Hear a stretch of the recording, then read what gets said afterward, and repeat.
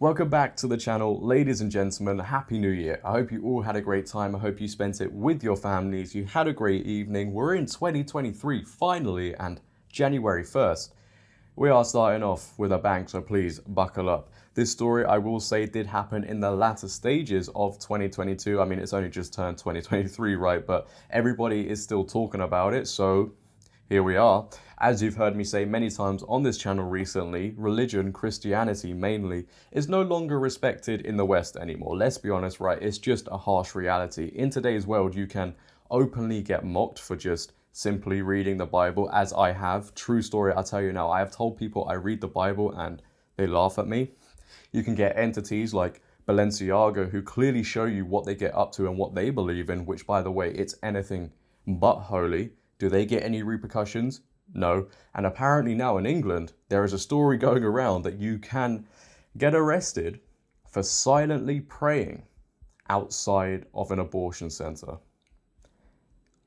Arrest of Catholic woman protester for silently praying outside abortion clinic sparks debate between her supporters who condemn it thought crime and critics who accuse her of harassing women patients in buffer zone. Isabel Vaughan Spruce, director of anti-abortion group March for Life UK, was arrested after being accused of violating the council's buffer zone, which bans protests nearby. She was confronted by a police officer when she was standing on the street outside the BPAS Robert Clinic in Kings Norton, Birmingham. So let's just clear up a few things here, ladies and gentlemen. For those of you that don't know, some abortion clinics in England, and I hear it's going to be more, potentially more in the future, are protected by this term that goes by the name of PSPO, which stands for Public Spaces Protection Orders. Now, originally, this was meant for certain places to stop antisocial behavior, but councils have expanded that and included abortions in these, and they're called like buffer/exclusion zones. So I assume in the past some people have protested and caused a scene around some abortion centers. However, this woman so far has done none of that. There is no evidence for that. There is no evidence for her even protesting. She was just silently praying in her head, and apparently that's a bad thing now. She wasn't even holding a sign. She wasn't causing a scene. There was no antisocial behavior. She just apparently stood there and prayed. But the people that support this are like, no, she should be arrested. Take a look at what one user said, and I can guarantee you, this will blow your mind. The area around abortion clinics has become very unsafe for women attending the clinics. Making these areas protected public spaces has sadly become necessary due to the violence/harassment perpetrated by a few loonies. It must include everyone, even those praying silently. So somebody in this country I was born and raised in genuinely felt compelled to send out a tweet saying, even if people are praying silently, they should be dealt with appropriately because it's a form of harassment. I've got no words for these people. I refuse to waste my energy any longer. My patience is thin. I'll let you make your assumptions based on that tweet. However, here is Isabel Vaughan Spruce getting arrested by police for allegedly praying silently outside of an abortion clinic. Enjoy. What are you here for today? Physically, I'm just standing here. Okay. Why here of all places? I know you don't live nearby. But this is an abortion centre. You praying? I might be praying in my head, not out loud. So I'll ask you once more, will you voluntarily come with us now to the police station for me to ask you some questions about today and other days where there are allegations that you've broken public spaces protection? If I've got a choice, then no. Okay, well then you're under arrest on suspicion of failing to comply with the public spaces protection order.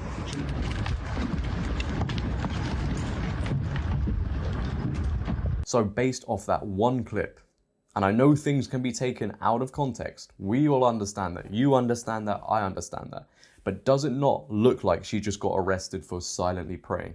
Even the officer, which by the way, I got respect for the police, but even the officer stood there and he's like, well, are you praying like it's a weird and bad thing? Wait, people still pray? Book her for that one.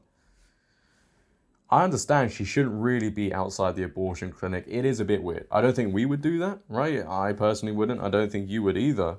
But she's not causing any harm. She's just stood there, talking inside of her head, not harassing anybody, not committing antisocial behavior. Well, apparently praying now is.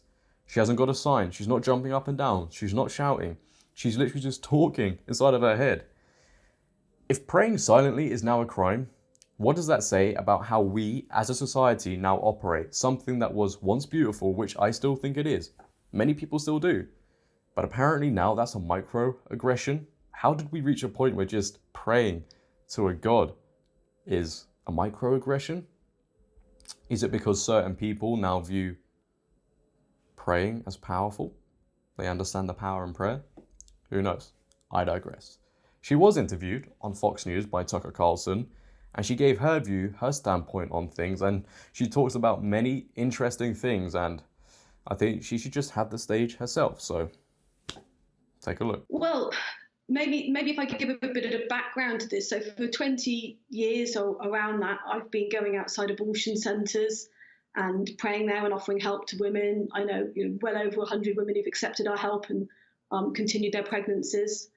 But September this year, the local council in Birmingham brought in this censorship zone, this PSPO. Formerly, these were used for dog fouling and drunken behaviour and things like that, but they're now popping up around the country surrounding abortion centres, and they ban behaviour like protesting, but it also names prayer and counselling as forms of protesting. And so 4 times I went and stood near the closed abortion centre and silently prayed there. And as you can see, the police came and asked me if I was protesting, which I wasn't. They asked me if I was praying, and I said I might be silently praying.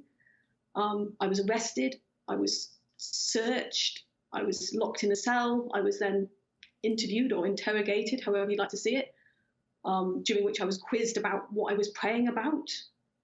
I was then released on bail and then subsequently charged on 4 counts of protesting and engaging in an act intimidating of service users.